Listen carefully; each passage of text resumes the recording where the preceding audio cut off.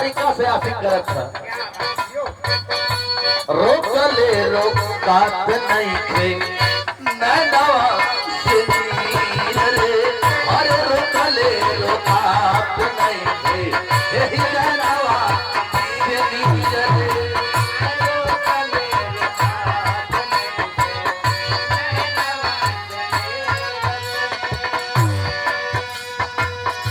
और रही रही के बेधा तारे,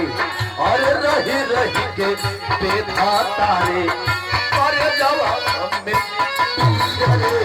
और रही रही के बेधा तारे, कर जवाब में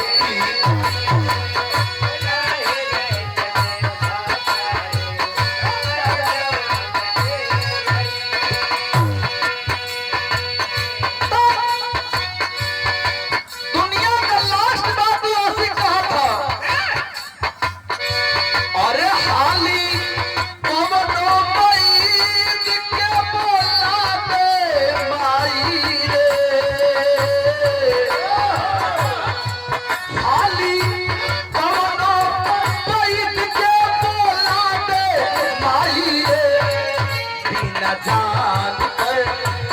जियल नहीं जाई हमके, और दुनिया जहर गलवा दे माई रे, बिना जान के जियल नहीं जाई हमके, और दुनिया जहर गलवा दे माई, के बोला दे माई रे,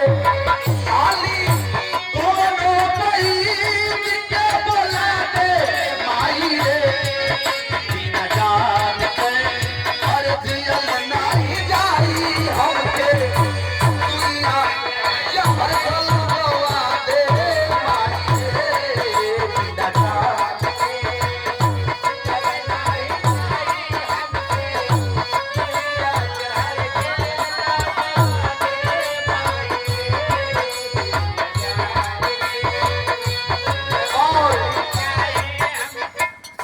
आदरणीय श्री अशोक यादव मास्टर साहब,